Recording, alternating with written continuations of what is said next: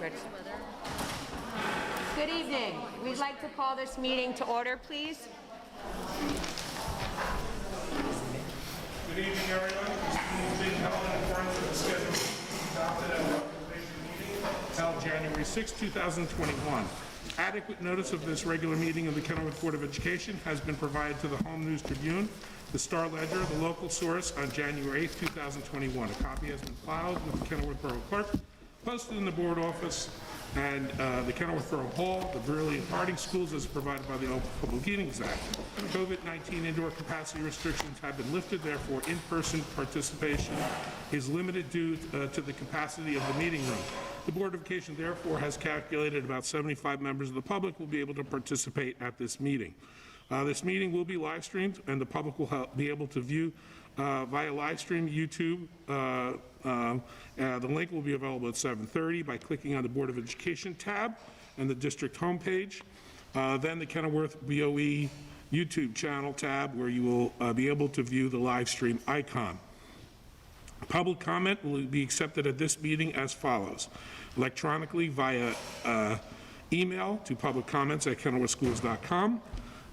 In person at the meeting venue during the public comment section of the meeting, and by calling into the meeting venue at 908-931-9696, extension 2325, during the public comment section of the meeting. In accordance with Board of Education Bylaw 0155.1, Board of Education member participation at Board of Education meetings using an electronic device. Board members will have an opportunity, if needed, to participate via the Zoom meeting platform. In accordance with our procedures, no board member has indicated they will do so this evening. Okay. Thank you, Mr. Ganal. Please join us in the salute to the flag. I pledge allegiance to the flag of the United States of America and to the republic for which it stands, one nation, under God, indivisible, with liberty and justice for all.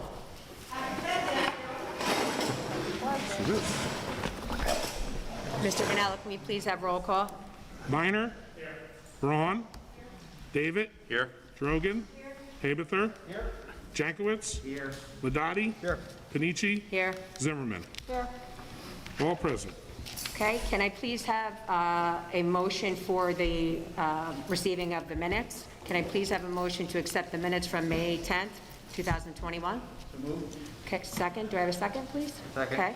Motion made by Mr. Haberther, seconded by Mr. Jankowicz. All those in favor of receiving the minutes from May 10th, 2021, please say aye. Aye. Okay, thank you.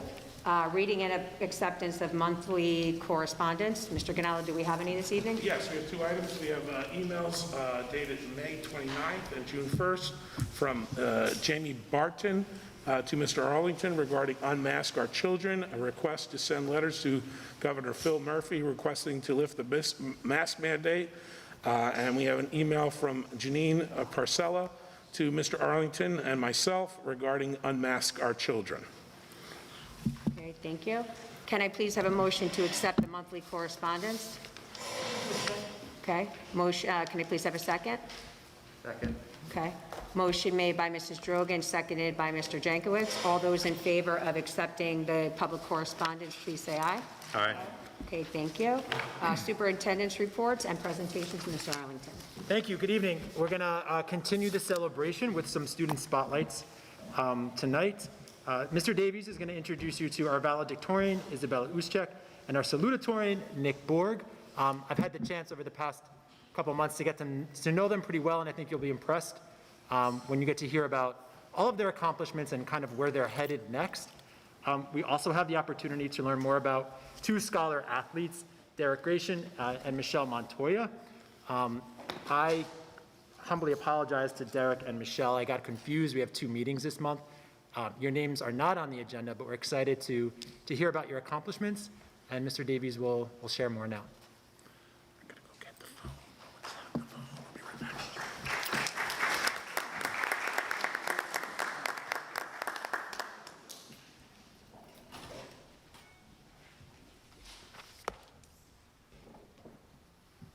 Good evening, everyone. With just over a week to go until our graduation ceremony next week, it is a pleasure to recognize 4 of our esteemed seniors from David Brearley High School tonight. So I'm going to start with the scholar athletes.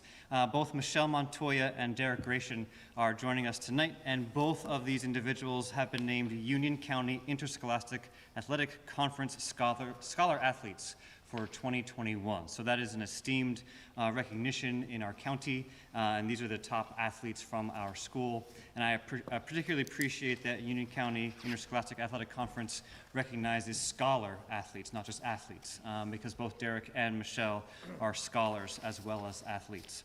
Starting with Michelle Montoya, Michelle is a 4-year letter winner in soccer, indoor track, and outdoor track and field. She served as captain of Brearley Bears soccer squad last fall. Off the field, Michelle is an important member of the student newspaper at Brearley, the student council, the Be Nice Club, and Bears That Care. So not only is Michelle all over our athletics, but she's also all over our extracurriculars. Michelle has been recognized as one of our top students in the senior class. She will be attending Seton Hall University, where she plans to pursue a dual degree as a physician's assistant in the physician's assistant program. Congratulations to Michelle Montoya.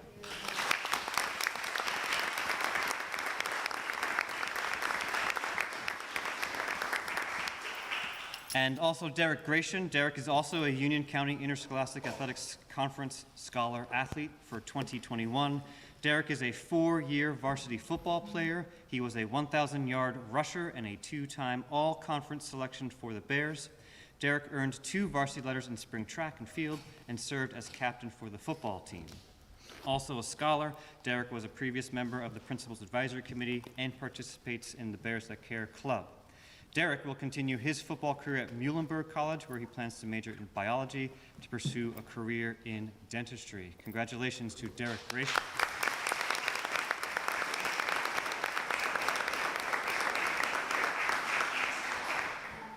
Also, as Mr. Arlington mentioned, we're recognizing 2 additional seniors.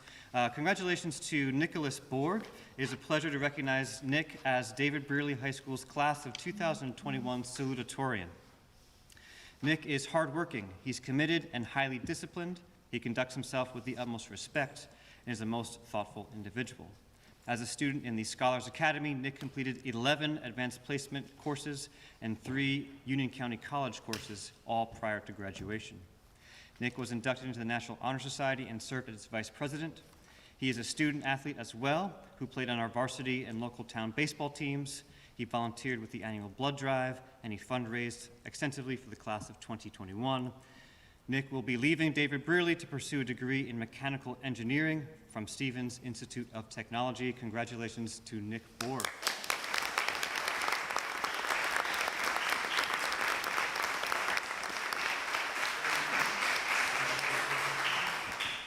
And also, David Brearley is honored to congratulate Isabella Ushak.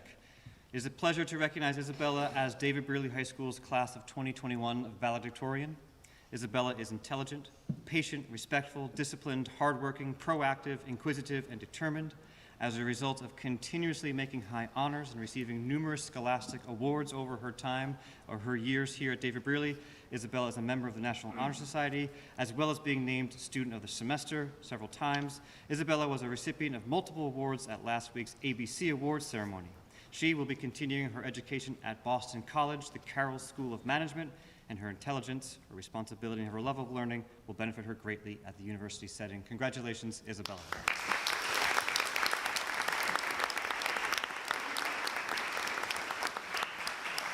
If I could ask Michelle, Derek, Nick, and Isabella to please come forward for a shake of the hands and a photo op.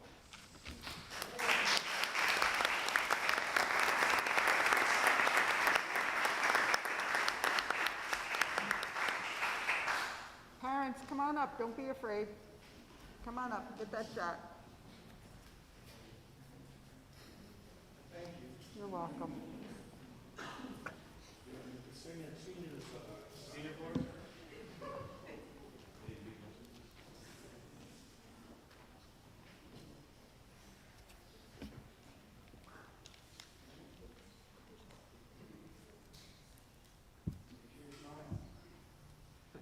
So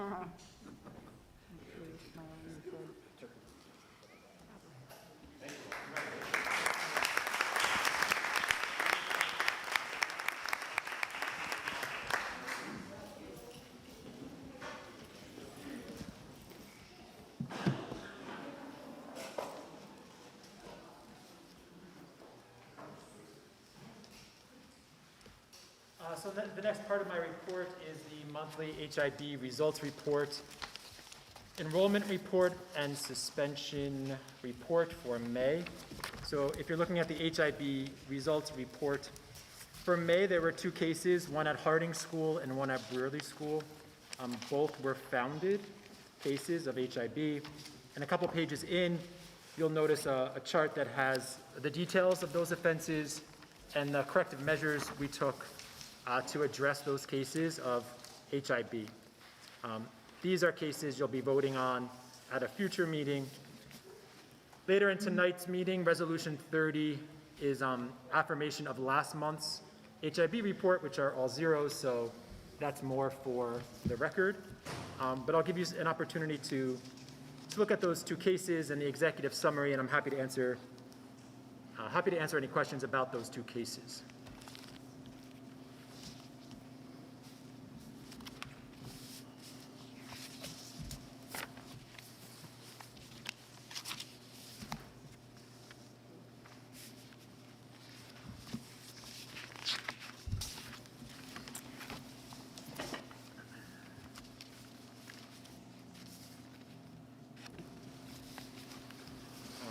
Seeing none. Yeah, okay. Conclude your report, right? What's that? Concludes? Yeah, that concludes my report. Okay, thank you, Mr. Arlington.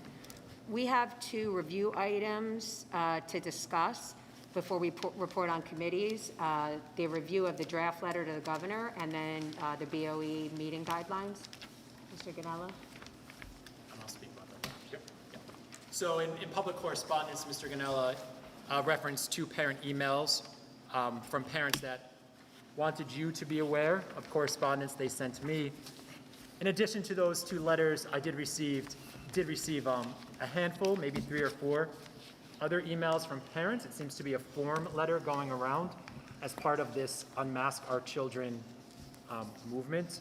I did not include those because they weren't addressed to the board, but rather to me individually. So the Unmask Our Children movement is a letter writing campaign to the governor to request that he remove the mask mandate for students for September, students and teachers, school community members, and make mask wearing optional. In the letters that I've received, there was a request that I'm bringing forth before you to see if you have any interest in sending a similar letter. And so to help conceptualize that a bit, I did include in my Friday update to you a draft of that letter. So it talks about, really at a high level, all the work we've done collaboratively with teachers and leaders to get our schools open safely throughout the course of the school year. It also hints at we tried our best despite this at times conflicting guidance. So we were getting guidance, right, from the DOH, the DOE, and the county. And in an ideal world, that guidance would be triangulated and aligned, and it wasn't always. But despite that, we did our best to get kids here 5 days a week in a hybrid fashion. So that's definitely a subtext of the letter. But it also talks about now with the number of vaccinated individuals increasing, the number of COVID positive cases decreasing, we continue to make progress towards a return to normalcy, and with an eye on science, that we ask that the mask mandate in schools be reevaluated and made optional. Some other districts that have sent similar letters include Middletown, Lacey Township, Brick Township, Freehold Township, Central Regional School District, Toms River, Mount Olive, the Monmouth County Superintendent's Roundtable, and I'm sure many others. But I noticed a common trend in those letters was that the superintendent was writing on behalf of the board.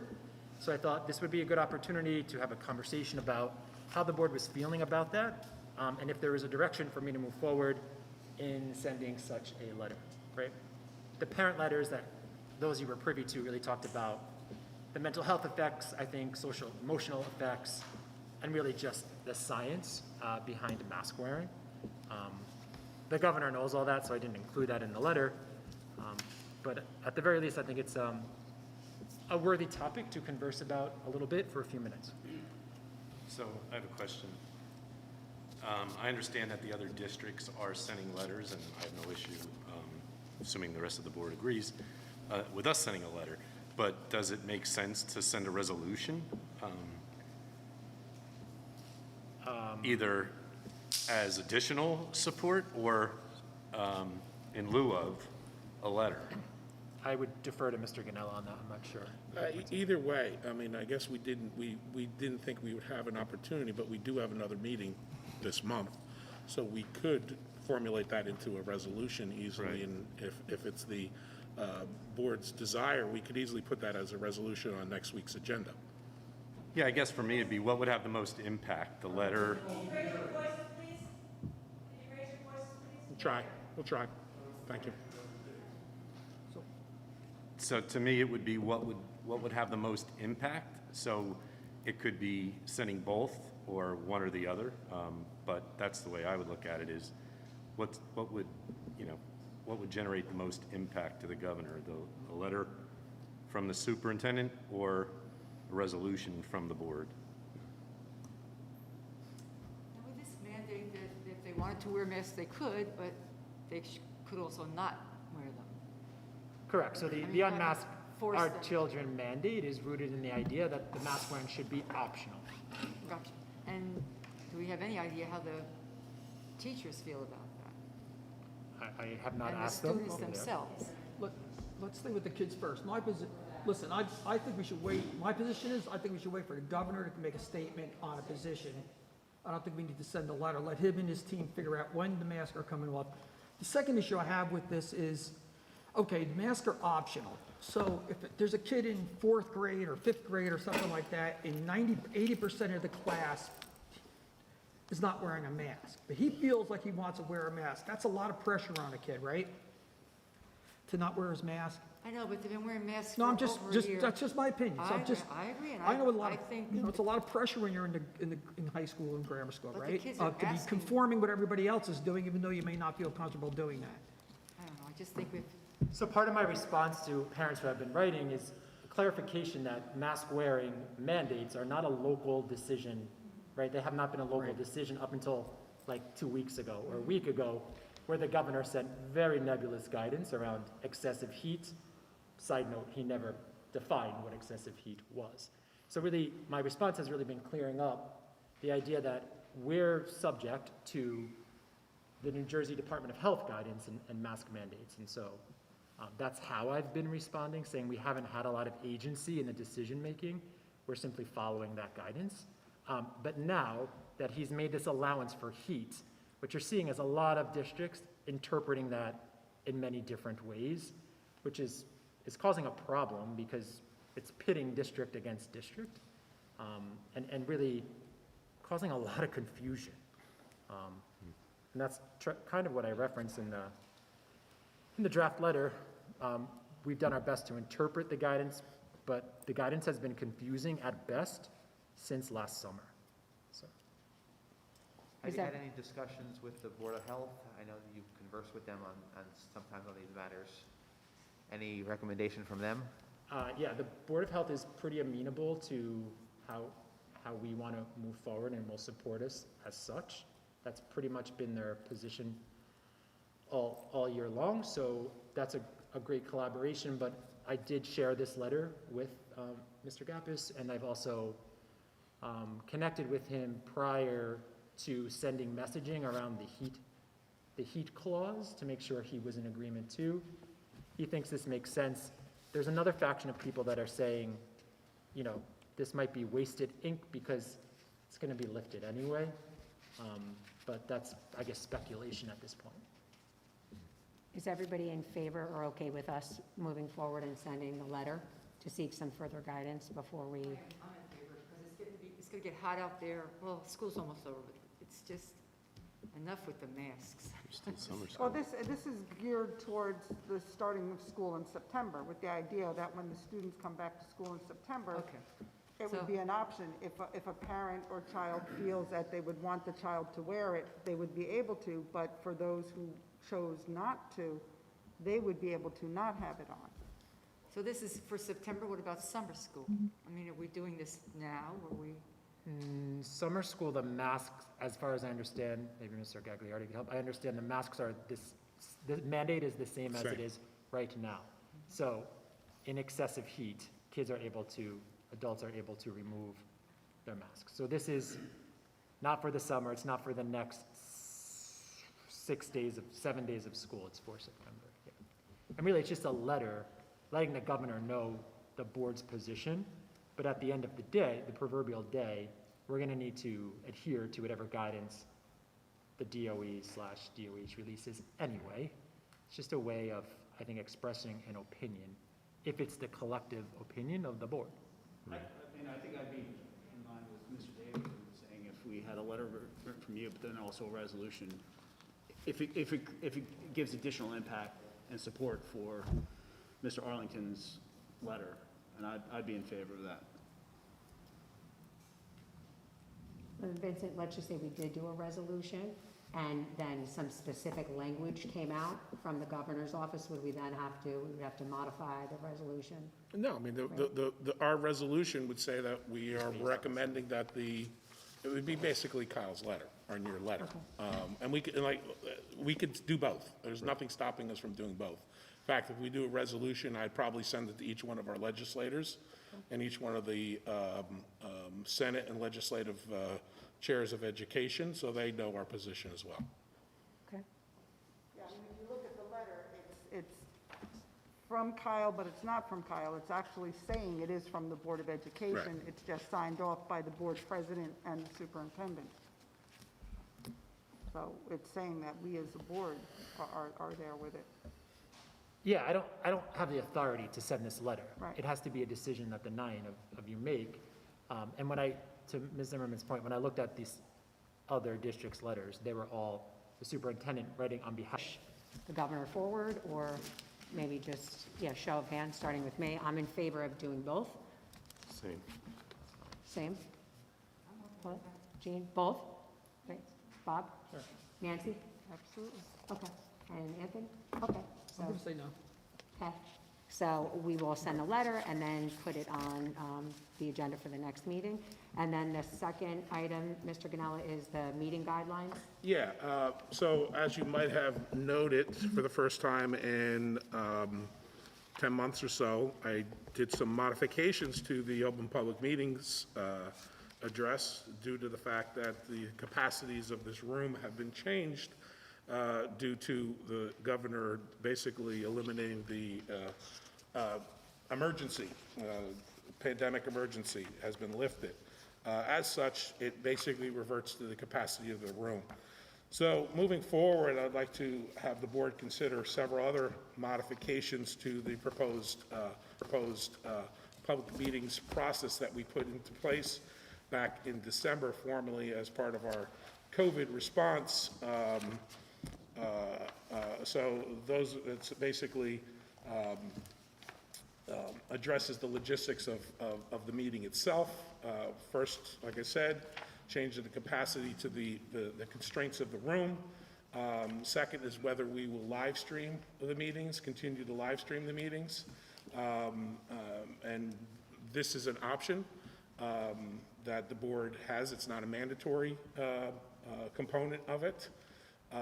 And then finally, the third is whether if we do decide to live stream any of those meetings, whether we would accept the public comments via phone. So currently, as you might have heard, 3 ways of making a comment at a board meeting. You could do it in person. You could email the board prior to the meeting at publiccomments at kenilworthschools.com, or right now, as of now, you're allowed to phone in.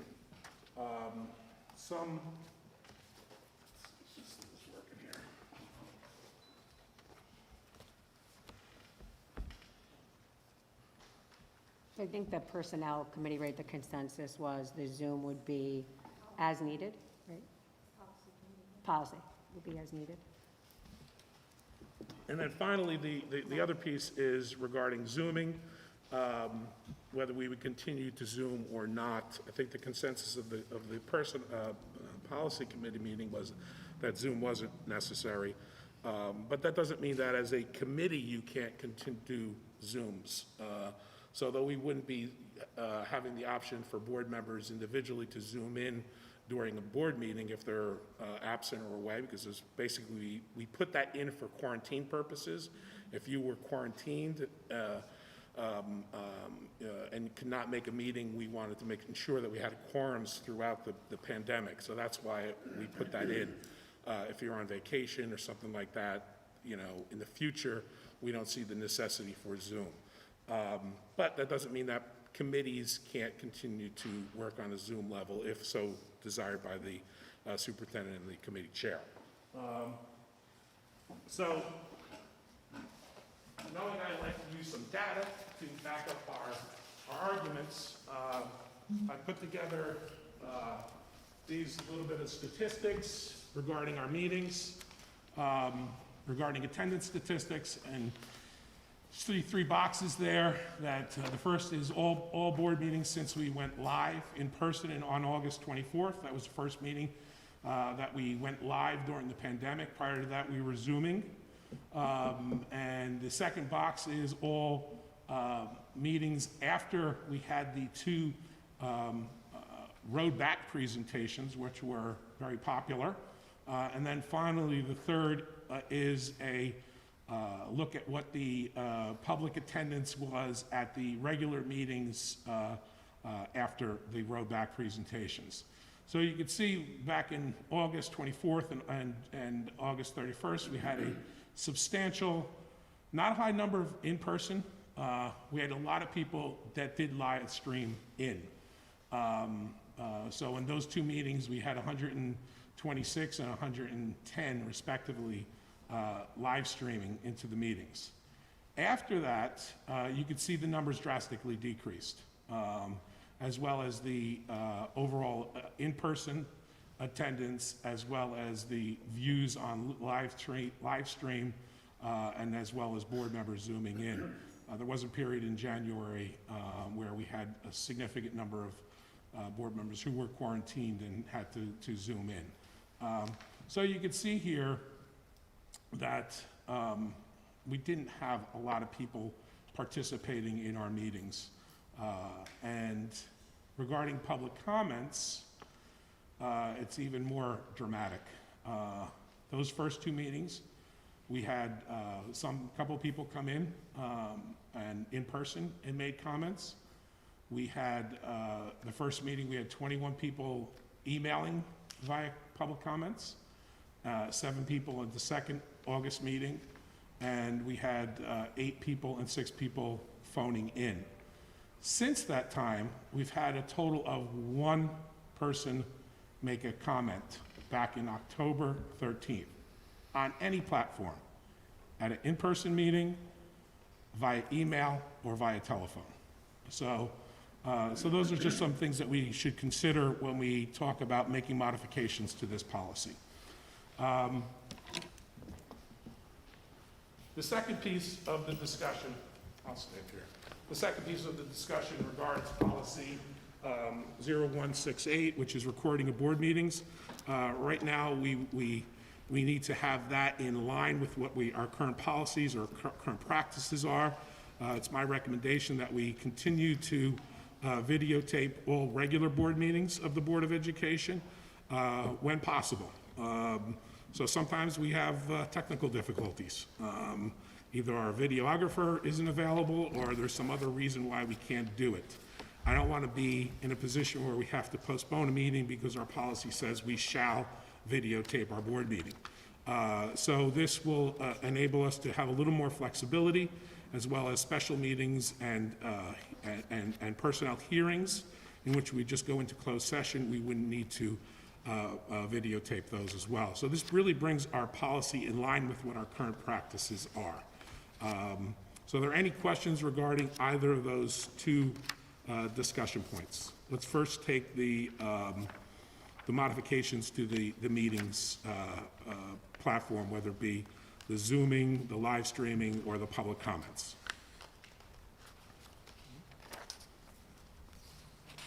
No? Okay. What about the changes to the policy and the recordings? Okay, all right, good. I do thank the board. I will get these worked up for either our June 23rd meeting or our July meeting. And I do thank the policy committee for their input over the past couple of weeks as we got the new guidance from the governor on this and made these modifications to, I guess, your liking. So thank you very much. One last thing before the report of the committees. In addition to the notes I sent on Friday, providing some context to some of these board resolutions, I just want to take a moment to congratulate and wish good luck to Ms. Esposito, who has been studying for the last several years to take on the role of a child study team member, and I want to wish her well in her shift to her new role. I'd also like to wish well Dr. Lott as she embarks upon a new leadership opportunity. Dr. Lott knows a lot about curriculum and instruction and has a work ethic that is very admirable. But a small anecdote, last week, I guess, I had the opportunity to go to the 8th grade dance. And I think when I was 14, you couldn't pay me enough to want to dance with the assistant principal. However, kids were like on the dance floor wanting to be happy and share in the moment with her. So it was a reminder to me that, yes, curriculum and instruction matters, but being student-centered matters a lot too.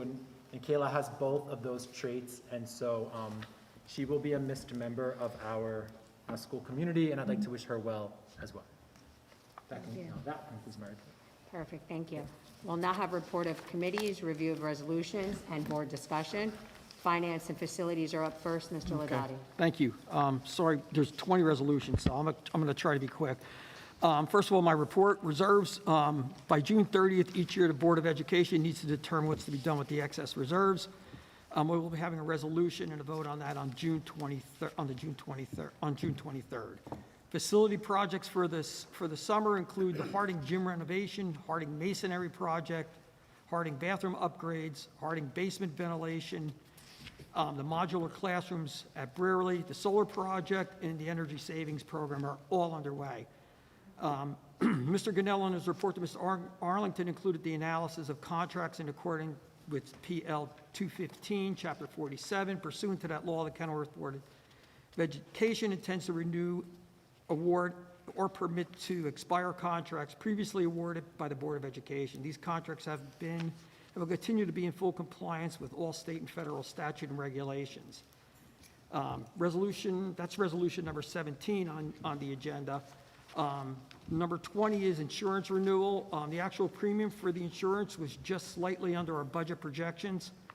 We enjoyed slightly favorable workers' compensation modification, which improved just a little bit from last year. The student accident renewal was flat versus last year. The overall premium has been very stable with fluctuations between coverages. The renewal is the second year of a 3-year term. NJSIG and -ERIC. The one exception is cyber liability insurance. Vince, you want to go over that a little bit to explain why that's up, et cetera? Cyber liability, obviously, I think a lot of you can guess why cyber liability is a moving target right now in the insurance world. Our current policy, which expires on June 30th, offers coverage through our New Jersey SIG program and is underwritten by the Beasley Insurance Company. It's a $2 million liability limit and comes with a retention deductible of $10,000. Effective July 1st, that $10,000 retention deductible will increase to $500,000. So that's like your car insurance going from a $500 deductible to a $500,000 deductible. New Jersey SIG essentially was not able to obtain a lower deductible due to a spat of impactful claims sustained by the pool membership this past year and the general deteriorating cyber liability insurance market. We just saw 2 major attacks these past couple months that wreaked havoc on the country. This significant increase, in my eyes, is the equivalent to being self-funded. There was a local district last year that had a cyber attack, and they paid about $500,000. So if there was a cyber attack, and we had this, that's why I'm considering it a self-insured position. Our broker therefore obtained a quotation that contains a $10,000 deductible with a $2 million liability limit, which is the same that we currently have, for $8,290. Taking into consideration the decrease on our New Jersey SIG premium of about $2,900, the increase is about $5,500 that we'd be incurring in FY22. This is really the only option that we have right now, and we're actually fortunate to have been offered another option. The marketplace, as I said, is rapidly changing, and something that we really need to pay attention to for next year, whether it's going to be even offered or not. In that vein, I'm going to probably start discussing with some of my colleagues the use of emergency funds, and maybe petition the state to allow emergency funds to be one of the uses for emergency funds reserves in the future. Because what would happen if we were faced with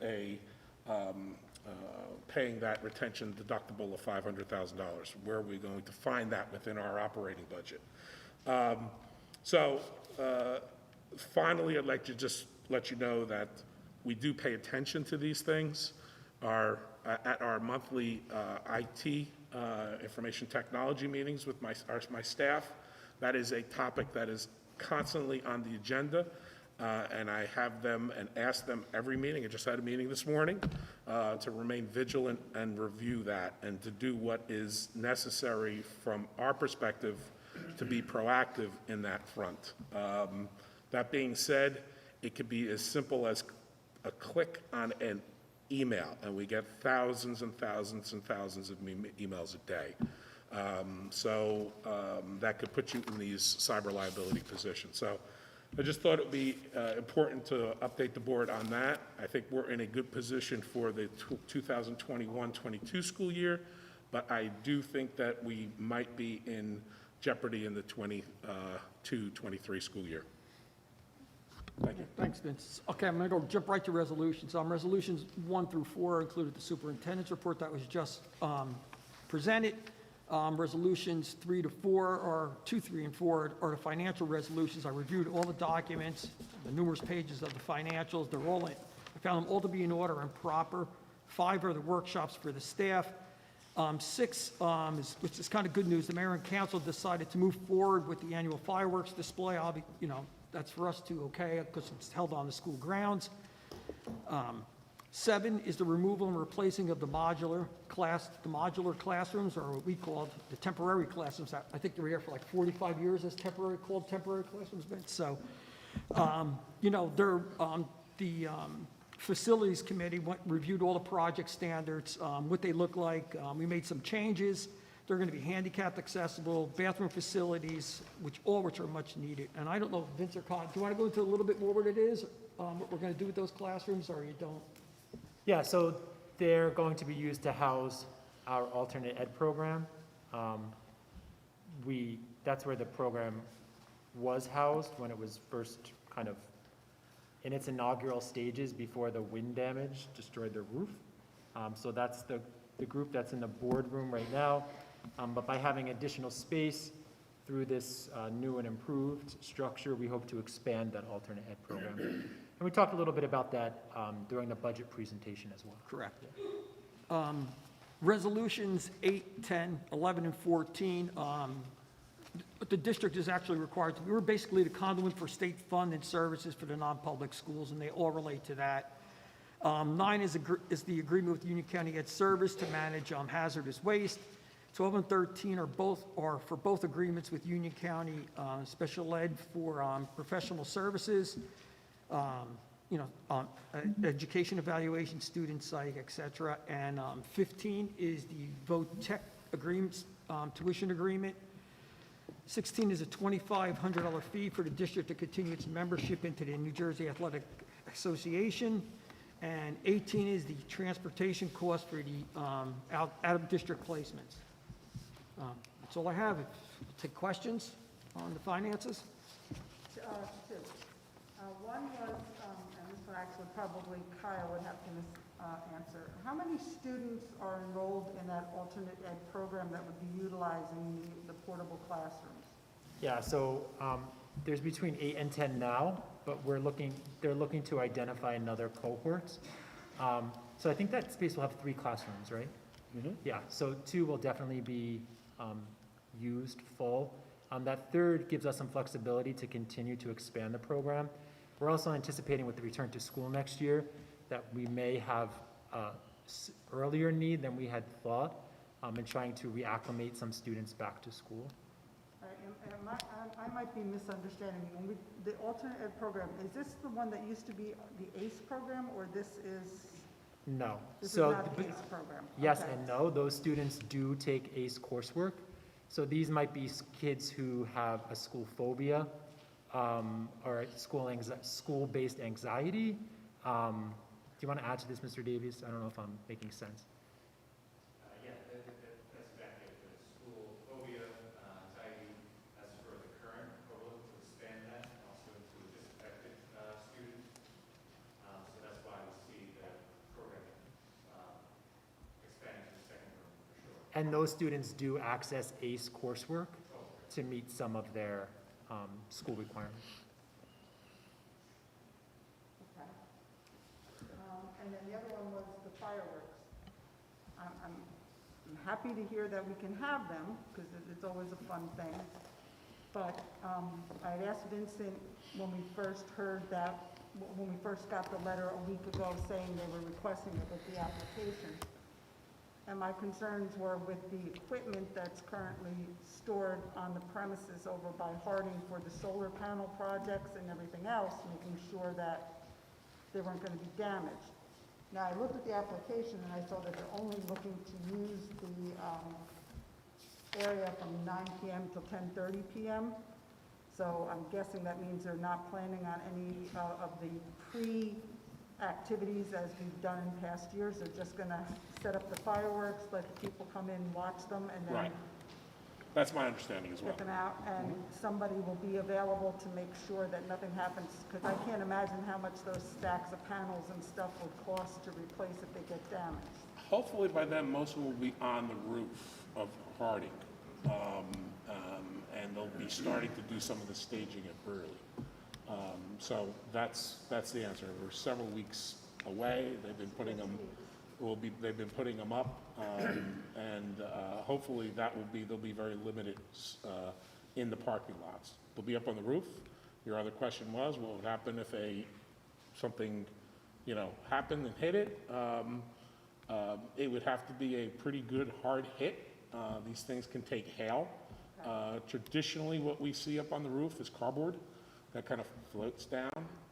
Doesn't mean it can't do damage, but No, I wasn't even thinking about the fireworks. I was thinking if they were having things on the premises during the daytime. Okay. Kids will be jumping Kids are on it, kids, yeah, climbing. Yes. climbing on them and whatever else, that kind of a thing is more what I was worried about. Yeah, well, I'll pay attention to that, and I will have them either put it in the trailers if it's still out the way it is right now. And I mean, it's no worse than any weekend. So hopefully there's a bigger police presence that night, actually, Well, than there is. like I said, the application says Yeah. it's only going to be at 9 o'clock at night, so they're not planning on doing any Yeah. things. Well, that but I'm have- glad I asked the question, what would happen if a firework hit a solar panel on the roof? So at least I got that answer. So, thank you. Do we have a tentative date of the completion for the modular classrooms? We're looking at January 1st. January of 2022?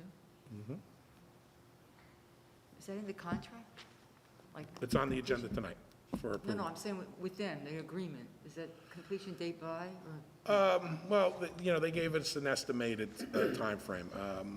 With everything right now with COVID,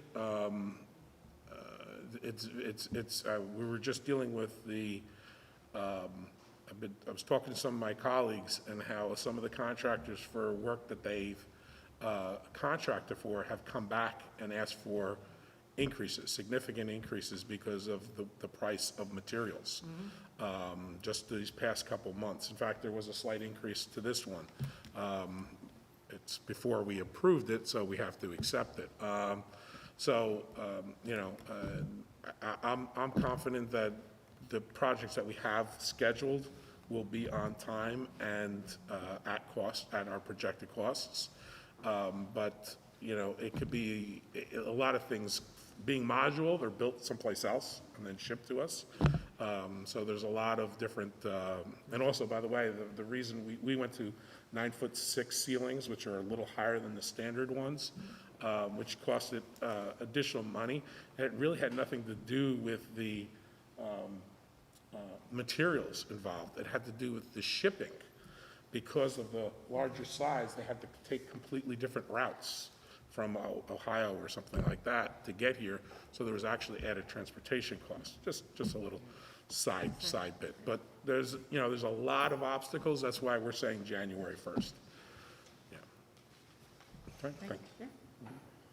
Anybody else? Any questions for Mr. Ladati? Thank you, Mr. Ladati. Next up, Personnel and Management, Mr. Haberthor. Thank you. Good evening, everybody. There are 8 resolutions on the agenda tonight. 21 and 22 accepting resignations of Dr. Lott and Ms. Esposito. 23 approves the employment of a computer technician.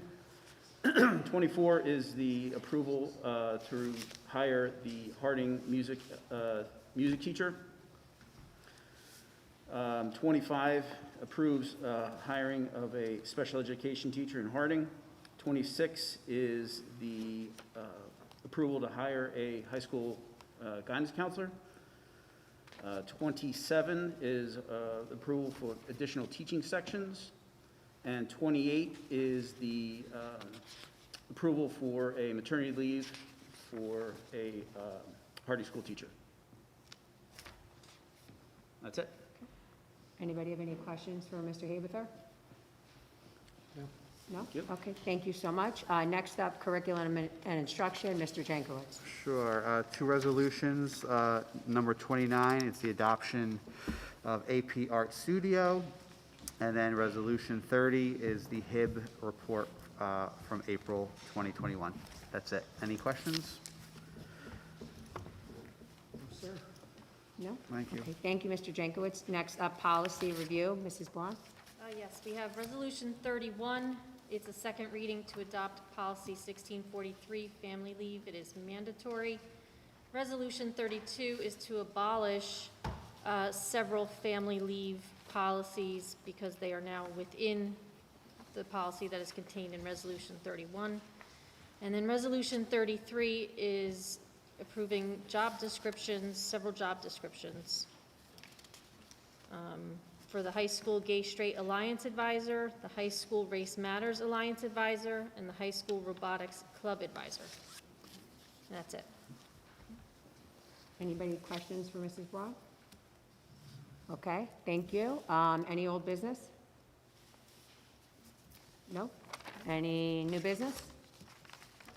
Kind of borderline old and new. Just recently, I've run into a number of people who've been asking again, it's that time of year when those ratings come out and the schools are rated at this number or that number, and people ask, the usual, the whys. How is it Kenilworth ranks here as opposed to this school district? I know in the past we've put together presentations. The superintendent has put something out or done a video feed explaining the reality of where Kenilworth is compared to the perception of some of these, these lists that go around and how it is we come to be where we are. And I think people would like to hear that again, maybe get an update where we're at, what changes we're working on making to improve the district. Sure, I'm happy to work on that. I actually sent an email today to the faculty that outlines our rankings with the report that indicates why, and we're ranked as such, and I'm working on an accomplishments report that we'll disseminate on Friday that really highlights nicely some of the achievements we've made in curriculum and instruction over the past few years. But what I can do is look to crosswalk those achievements and maybe how they're addressing rankings and some of our school-based performance data. Yeah, I could work on that, sure. All right, thank you. I think that people would appreciate, plain talk, where we are, how we are, the true comparison kind of thing versus what just kind of goes out media-wise. They don't always realize or understand how those rankings come to be and why we fall where we do sometimes. Yeah, no, a point well taken. I spend a lot of my day trying to disrupt the Facebook narrative of everything. So that could help in that regard. Yep, happy to do it. Thank you. Thank you. Just a few quick acknowledgements.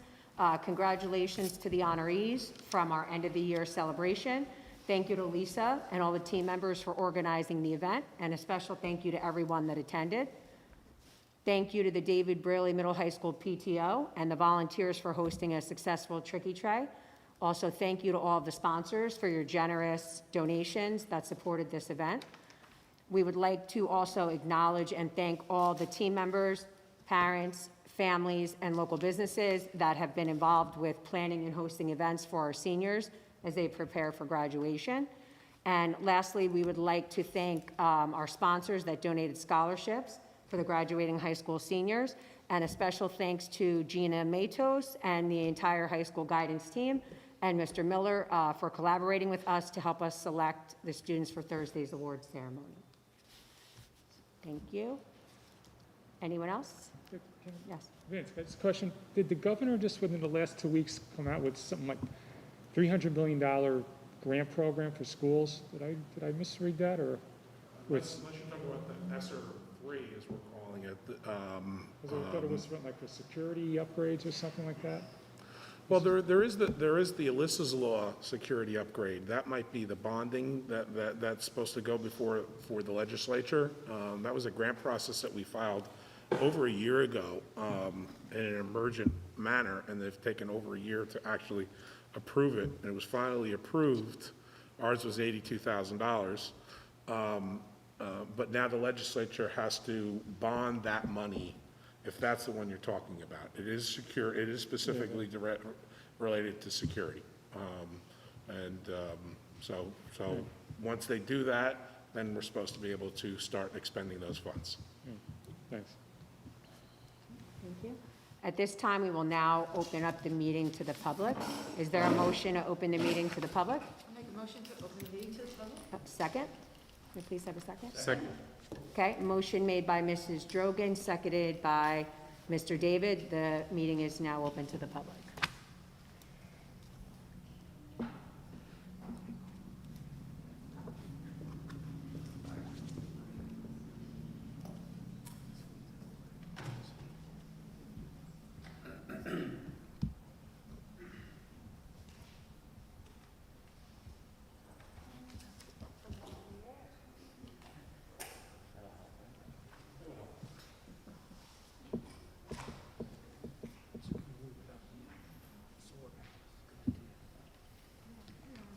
All right. It would help if I had my glasses, too.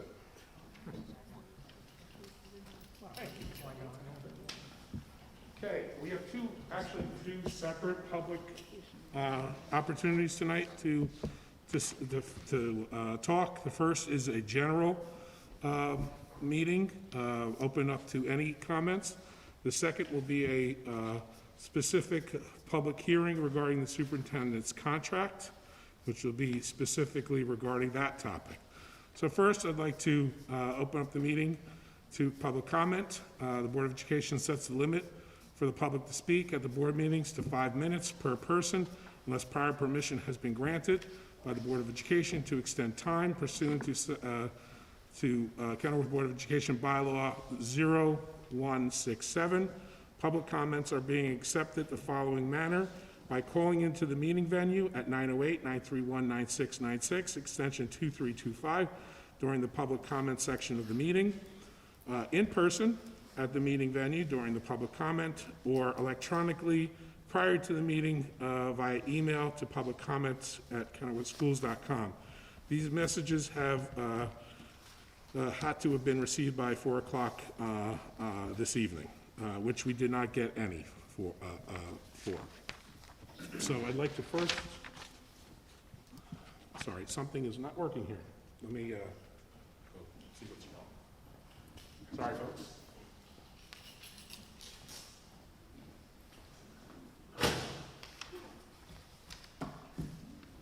We're experiencing operating difficulties.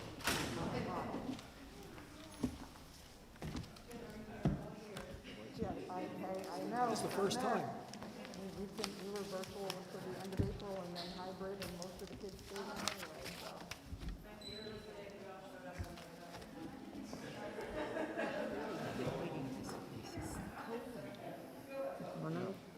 Yeah, stand here for 10 minutes.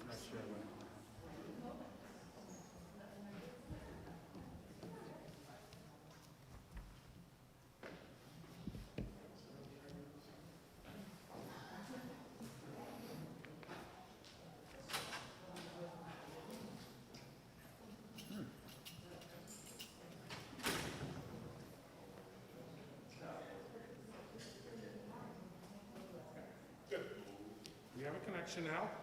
So first, we will take comments via telephone. Once again, that's 908-931-96. I'm sorry, 908-931-9696, extension 2325. There is a little bit of a delay between the live feed and us, so we will wait about a minute and see if anyone calls in.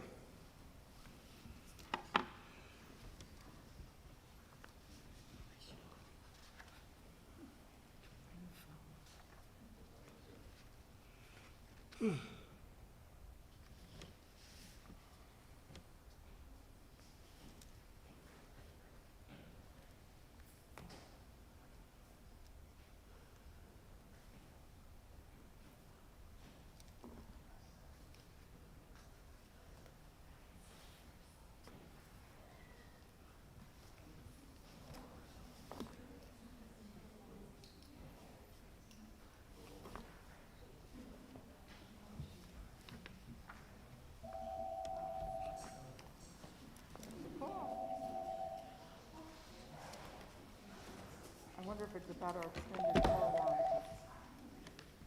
Hello? Hello?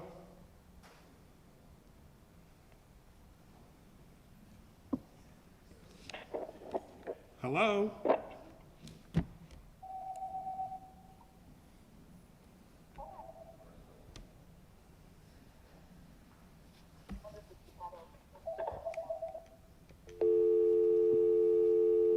Okay. Wait another minute.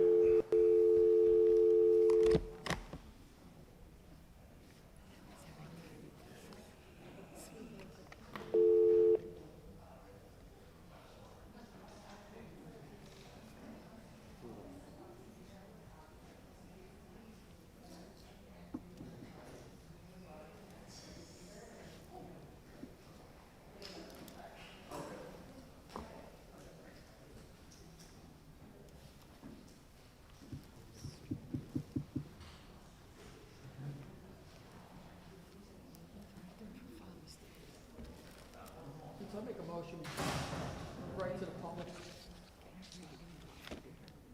What'd you say? Well, make a motion that we have here from the in-house. Never mind. Hello? Hello?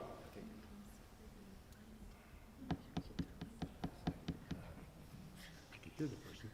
Hello? I just pick up the phone. Hello? Hello, how are you?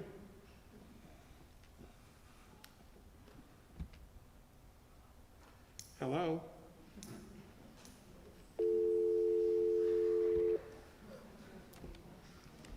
Hello? Can you hear me? Hello, can you hear me?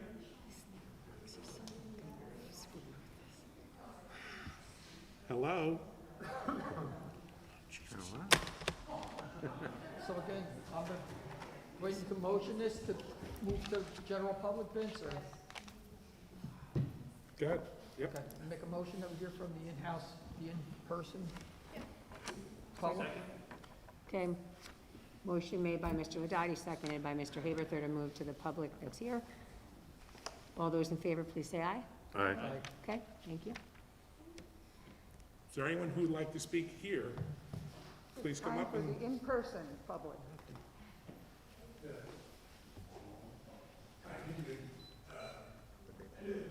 please, sorry, can you please state your name and your address for the record? You can come closer. My name is Joe Miller, I live at 641 Summit Avenue. I've been living in town for about 37 years now. My question is the district making any plans to move towards some of these radical educational ideas that they have, like the 1619 project and these other screwball ideas that are floating around out there, other types of revisionist history? Is any of that conversation taking place that the citizens of this town need to know about? Crickets? The teachers teach the curriculum. The curriculum is based on the New Jersey Student Learning Standards. So those standards are embedded into the curriculum. Okay, so then how come Randolph Township is doing some radical things like eliminating holidays? They're still gonna have holidays, but no longer Veterans Day. That's gonna be now known as holiday number 3. Thanksgiving, holiday number 4. Christmas. The holidays are being taken away. What's going on, people, and people ever start paying attention to what's going on, they're pumping stuff down our kids' throats that's very, very serious. And if people don't start paying attention to what's happening in the classrooms, we're gonna have a real problem on our hands. You know, I don't have children in this school anymore, but when 60 to 80% of my tax dollars go to pay for these institutions of learning, I think we all have a right to know exactly what's going on in these classrooms. It's disgusting what is taking place in this state, in this country, because people are not allowed to speak. They're being silenced because their opinion doesn't matter. All of a sudden, it's people. Sir? Please address your comments to the board. Yeah, if you're going to address, please try to address the board. Well, I'm trying to address everybody in the room. I think it's critical that these people know, because maybe some of these people don't know that the 1619 project is being crammed down people's throats so that we can teach revisionist history. The latest thing to come out now is apple pie is considered racist. In case anybody Sir, didn't hear that. Mr. Arlington answered your question, which is we are teaching what's in the curriculum. So And what is in the curriculum? there are different curriculum subjects, and I think if there's something specific that you're talking about, it might or might not be something we are teaching, and I think your comment's been on record. It should be a very easy answer. Yes, we are. No, we are not. Are you or are you not teaching these radical policies or having the intention to put these radical things out there? I think Mr. Arlington already answered your question, which is we are teaching what's in the New Jersey curriculum standards. That's not the answer I'm looking for. That's like saying that you got a sun's gonna come up tomorrow morning. Yeah, no shit, the sun's gonna come up. Yeah, I think, hey, yeah, I think you're out of order. that's your language. Okay, please. Anyone else, if you'd like to make a comment, please step forward at this time. State your name and address, please.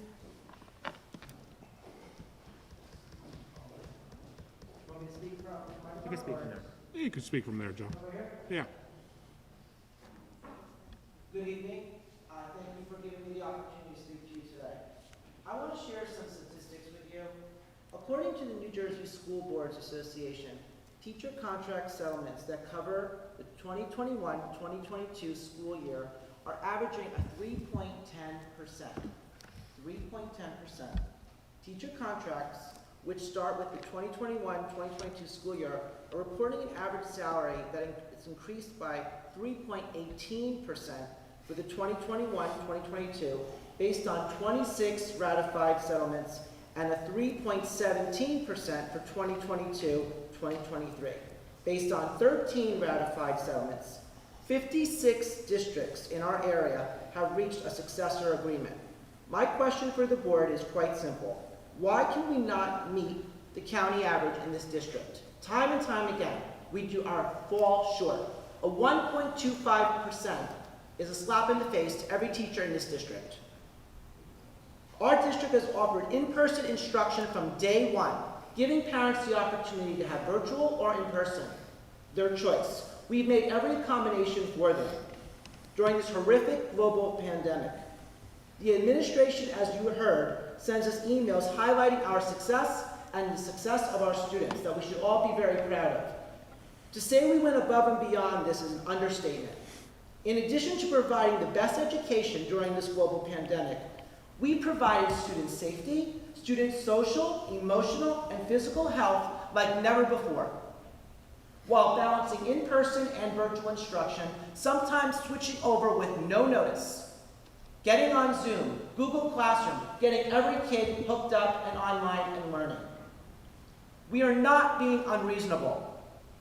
We are asking for fairness and a settlement that is consistent with those across the state.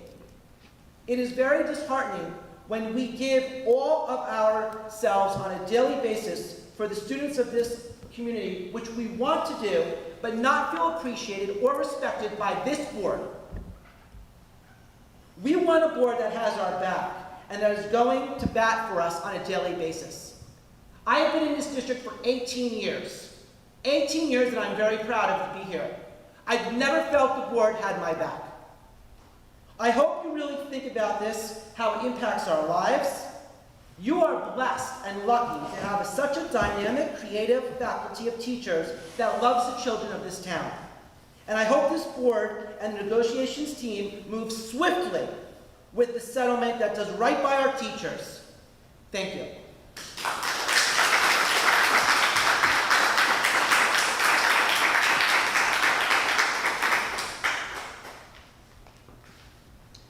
Hi, my name is Cindy Dunno. I live in Morristown, and I have taught second grade at Harding Elementary School for 11 years. Derek, who sat over there tonight, was one of my first students, so my first class graduates this year. Very excited. In those 11 years, this is the 4th time that we've needed to engage in this frustrating process during negotiations. I've been here pregnant with my first daughter, and then I brought her along at age 2 to attend rallies and meetings, and then back again when I was pregnant with my second daughter and 5-year-old in tow, and here we are again. We all know that Kenilworth's teachers are hard-working individuals who strive to create content and lessons that will not only educate our students, but engage them and ignite their creativity. This drawn-out negotiation process puts unnecessary stress and aggregation on the most important group of people in the lives of the students of this town, except for their parents. I, like many others this school year, spent the year teaching a fully remote class, and I'd like to share some numbers with you. 540, the number of Google Meets that I've had with my students since September. 2,909, the number of assignments that I personally have individually created and checked on Seesaw, and that's just for math. 8,267, the number of student work that's posted to Seesaw that has been checked, assessed, fixed, marked, and completed as of today. 45 to 60, that's the number of minutes it takes me to create a virtual Orton-Gillingham 3-part drill lesson customized to meet the needs of the students in my small group. Multiply that by 3 to 5 individual groups that I have per week, each group needing 2 of those lessons, and you see where this is going. Time, extra time, my time, our time, and often that's after hours when we're unpaid. The staff here goes above and beyond to do our jobs well, always. And this year we have done that to the extreme. pivoting at a moment's notice, preparing time-consuming virtual lessons, all while trying to manage the well-being of our students through a screen or in person where we can't go near them. I'd like to share another number with you, 1.25. The number that represents the percentage of wage increase that this Board of Education has offered our staff on a one-year contract. That's not even half of the uni-counted average. A one-year contract means we're gonna be right back here at this negotiation table within just a few months. This is unacceptable. If you'd like to better understand and appreciate what we do to teach and help raise the children of this community, ask us, talk to us, join us in our classrooms, join my Google Meet, join our Zooms, see us in action. We are worth more than 1.25%.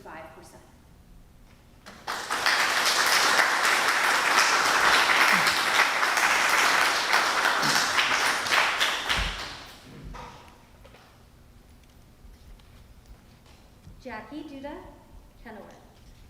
Good evening. Everyone in this room has been through a lot this past year. I would like to share some things that happened in my third grade co-teaching classroom this school year. Children attended school each day with new norms. They rose to the occasion and surprised all of us by wearing a mask for hours successfully. They kept their materials neat and sanitized. And even when they wanted to share a glue stick, they knew that couldn't happen and adjusted their plans. They sat in desks by themselves when they're used to sitting in groups and used Chromebooks more than ever. These are obvious things for us to see, but what you may not have seen is resilient children learning how to respect others' personal space and how to handle a situation when someone was in close proximity to them. Children were interacting and sharing their thoughts with each other from a distance. My co-teacher and I fostered this new norm each and every day. We helped students adjust and made them feel so comfortable that they were able to rise to the occasion of being in school during a pandemic. The students were taught and learned all of the material in third grade just like every other year. As teachers, we did not skip a beat in teaching and doing what we do every single day this year. We were so lucky to have had students that adjusted to the pandemic protocols so well. I'm proud of the year our class had together. Thank you for taking the time to listen to all of the positives that occurred in just my classroom this year. There are many more examples like this happening in our school district, and the fact that you do not recognize that is extremely hurtful. We're asking that you offer us a fair deal in our next contract.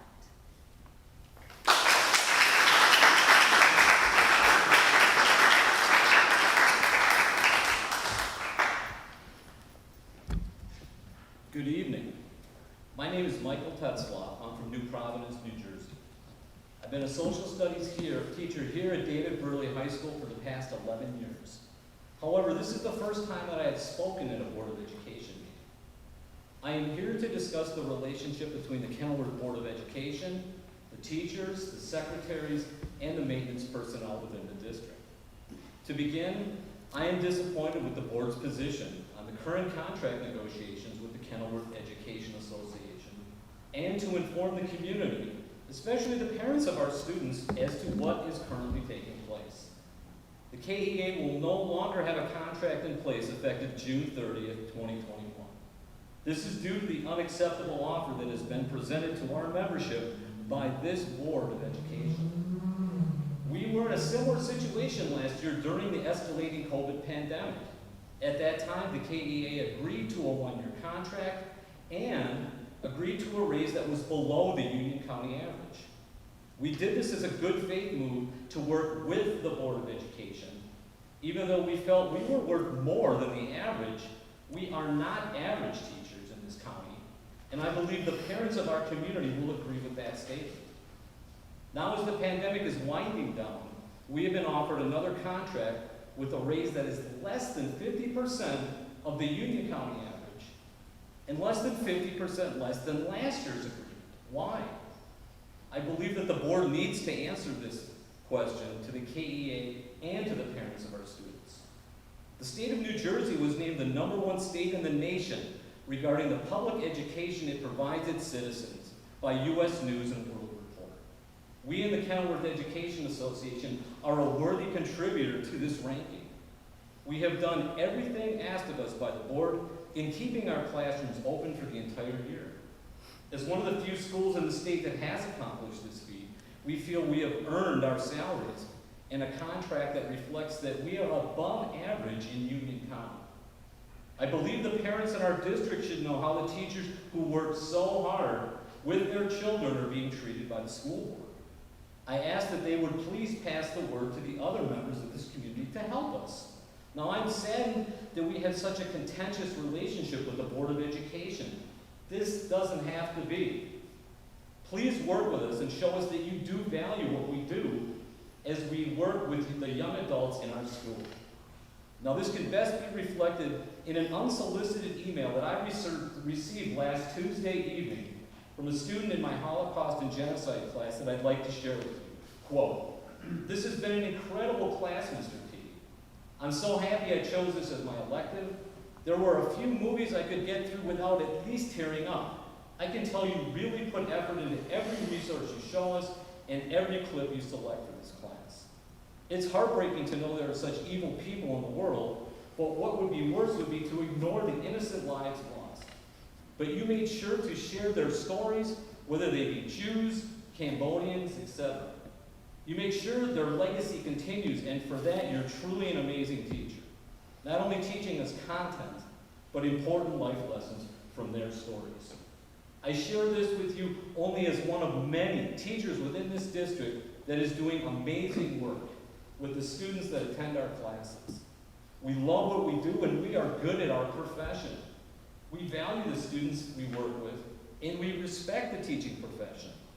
We ask, may I say, we implore you to change your stance regarding your offer to us. We are an outstanding staff, and we go above and beyond in our efforts and our work every day. Thank you for allowing me to share these thoughts."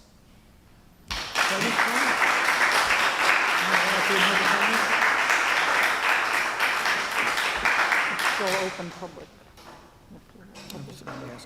Good evening. My name is Megan Higgins. I live in West Orange, and this school year was my 10th as a teacher at Harvard in first grade. In my decade as a teacher here, the Kenilworth Board of Education has shown me time and time again how much they value our teachers. Would you like to know the most memorable thing I got for Teacher Appreciation Week this year? An email from our negotiations team telling us that the board had offered us a 1.25% raise. We spent our summers learning entirely new platforms. Those of us who were in person this year had to deal with constant changes. We had to find a way to plan for a kind of teaching that none of us had ever done before, while at the same time be ready to go virtual at the drop of a hat. I wasn't just a first grade teacher this year. I was tech support for children and for parents. I was emotional support for children and for parents. The contract you offered us says in no uncertain terms that you don't value any of this. The other day, I sat in a meeting with Mr. Bagnowski and Ms. Kansian, where our first grade team had been told that even in the midst of this global pandemic, our students had made unprecedented gains in reading. That alone deserves compensation. You had no issues compensating our administrators for our hard work. I spent an entire summer, the summer I was supposed to get married, paralyzed with fear over the upcoming school year. The raise you offered us doesn't even offset the cost of the will I had drafted to protect me and my soon-to-be husband in case I died during this school year. If you truly think the teachers are heroes, like you say to the public when you talk about us, then follow through and give us a fair contract. We gave everything we have to the district this year. What are you going to give us in return? Thank you.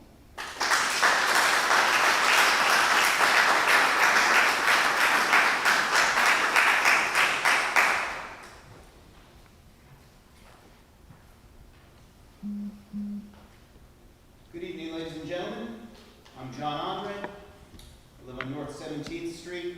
It's a house with the Big Treble Clef on one side, the Boy Scout fleur-de-lis on the other side. Pretty much everyone kind of knows where it is. I've been in the district for 23 years. It's been a long time, and with the passing of that resolution with the new music teacher at Harding, I feel officially ensconced as the old man of the department.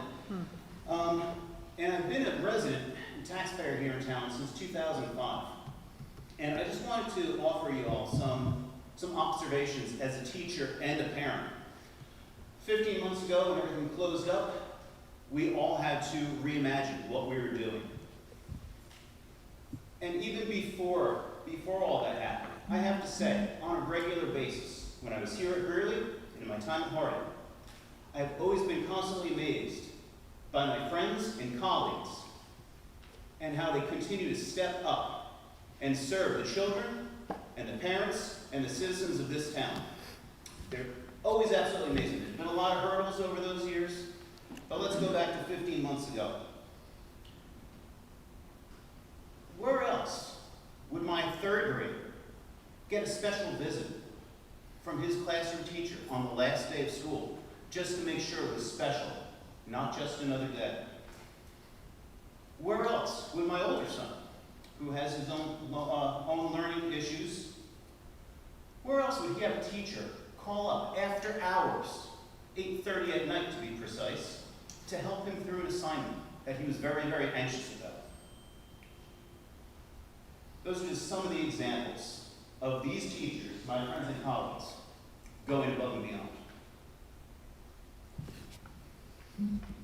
Part of my program this year was going through the hallways to get my students, band director, and you all know that. Usually they would come to me, I would go to the classroom to get them this year as part of our new COVID protocols. And what I saw was teachers going above and beyond in this situation. It's very easy to say, oh, they're only there from 8:30 to 1. No, they went above and beyond constantly when it was easy to go low and just kind of ditch things. I saw teachers continuing to learn and grow, developing new skills to better teach the children of this district. I saw special area teachers, in-class support, what have you, asked to go outside of their comfort zone because their certificate says they can teach in a general classroom. And they were good. My goodness, were they good? They better than good. Imagine doing your job 10, 15, 20 years, and then all of a sudden, oh, you're going to do something else. Like that. That's how these people stepped up. Speaking a little closer to home, some music data for everybody. We've been able to continue on here. And why is that? When everything shut down and we could not get together, we had front lawn concerts every Monday at 5 p.m. I believe that's off the top. But we did it because it was necessary, because it had to happen. We had Zoom concerts, 7:30 p.m., because it was necessary. It had to happen. These kids had to have that experience of some way, somehow, playing together. We stayed on top of the data to make sure that we could be as safe as we can be and still provide quality music education and a meaningful experience, I might add, for our children. We were able to successfully have an in-person concert on May 26th at Harding Elementary, following all the protocols. A lot of places just gave up. Not here. Not here. We did not give up. I seem to remember going from house to house, delivering sheet music, because a family didn't have a working printer. And maybe their student was learning at home, and they still had that experience. I could probably go on and on, but I'm limited to 5 minutes. I probably have about 28 seconds left here. In my position as a parent and a taxpayer, I vote. And I voted for you. And I expect you, my elected officials, to do the right thing. And that is going above and beyond, like my friends and colleagues have done, deserves at least an average and a normal contract. Thank you and good evening.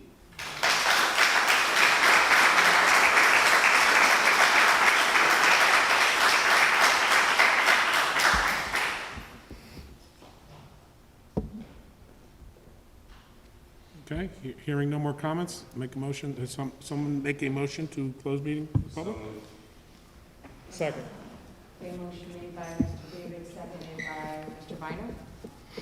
Meeting is now closed to the public. Okay, Mr. Ganella, are we? Let me just a comment as the head of the negotiations committee. Sorry, I got my mask off because I can't see these, my glasses keep fogging up. Since December of 2020, representatives of the Board of Education have been negotiating with the representatives of the Kenilworth Educational Association in an attempt to reach a successor agreement to the current collective bargaining agreement, which expires, as everyone said, June 30th of 21. To date, the party has not been able to come up with an agreement. The board is unable to address the specifics of the negotiations, as the board intends to honor the spirit of confidentiality that surrounds negotiations with the association. The board recognizes and appreciates all of its employees. The board has and will continue to negotiate with its employees in good faith to foster mutual and continuous respect. The board is working to enhance the quality of education and maintain all financial aspects of a new agreement in line with the present economic climate. The board is aware of the economic impact of a school budget and the cost of an agreement upon the citizens of Kenilworth.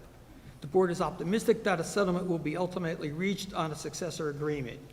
The board remains committed to educational excellence and will strive to provide an agreement which does not negatively impact that commitment. Economic conditions have forced most organizations to take tough measures to find ways to reduce expenses, share costs for certain benefits, and increase productivity. Such measures have impacted many residents of Kenilworth. The board feels that this settlement should reflect the current economic and working conditions experienced by the Kenilworth residents. Following a negotiation session in January of 2021, the association filed an impasse with respect to the teachers union. That means the association requested involvement of the state of New Jersey's Public Employee Relations Committee, which is called PERC, with respect to further negotiations on the agreement. The board and association participated in one session with PERC. PERC appointed mediator in an attempt to reach a settlement. Mediation was not successful and the parties were not able to reach an agreement, a settlement. In 2021, the association requested that the mediator refer to the parties to fact-finding. This means that PERC will assign a fact finder whose role is to examine the positions of both the board and the association and recommend a settlement. While the settlement recommendation by the fact finder is not binding on the board or the association, such recommendations are highly regarded.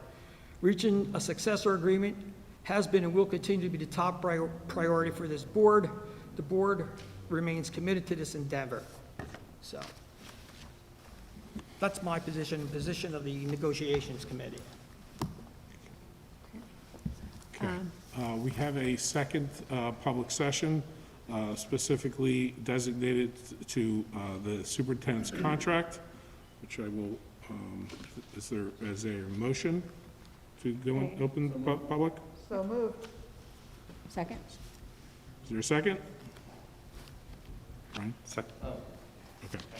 Okay, motion, well, I heard Nancy, and then heard you. Okay, so motion made by Mrs. Zimmerman, second by Mr. Habeter.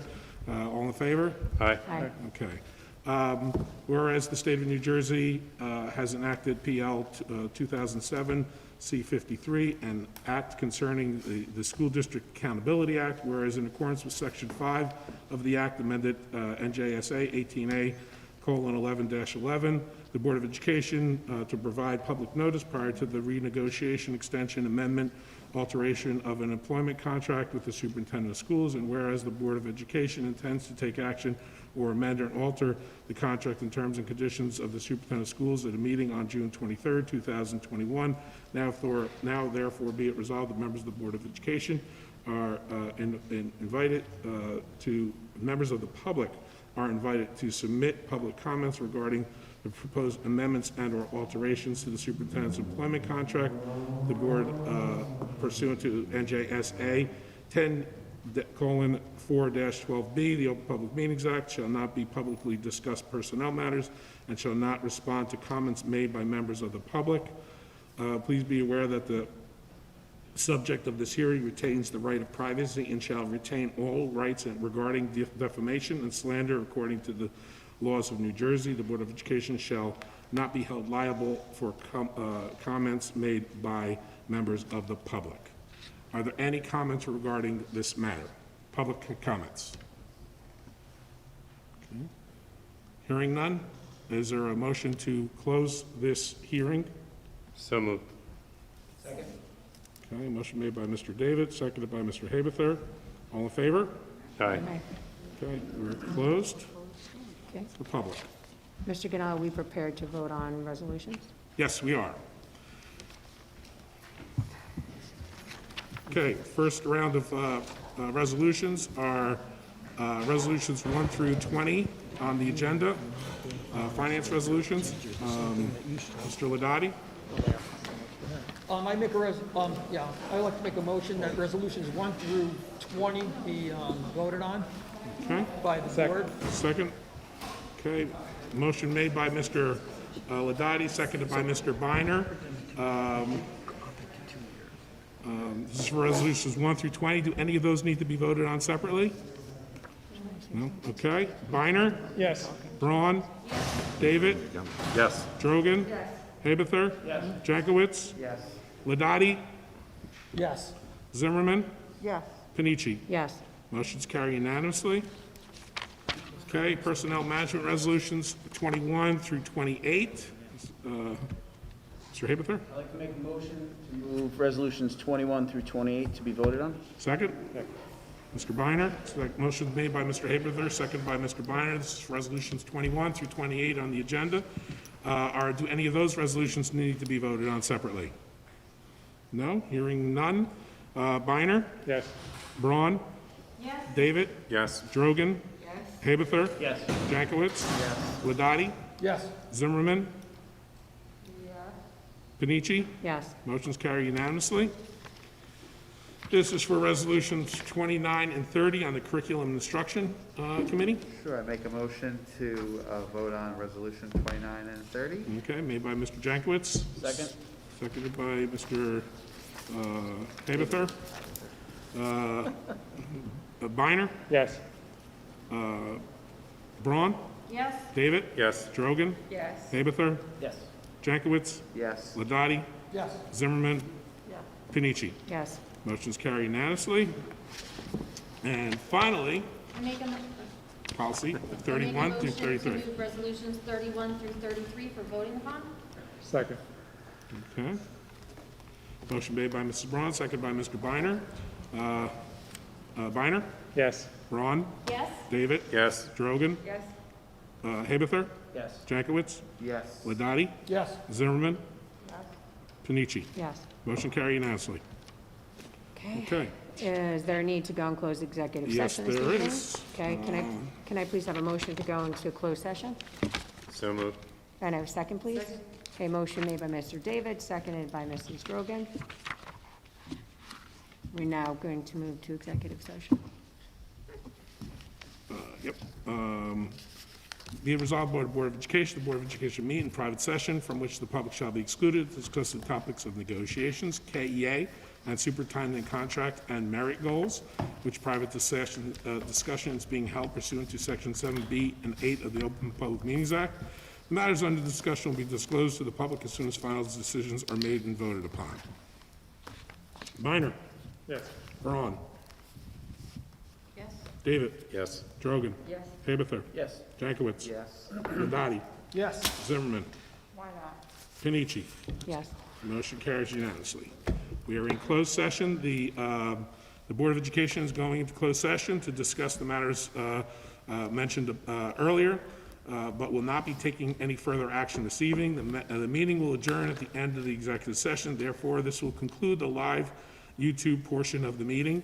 Thank you for participating in this meeting this evening, and have a good evening. Take care. Can I ask a procedural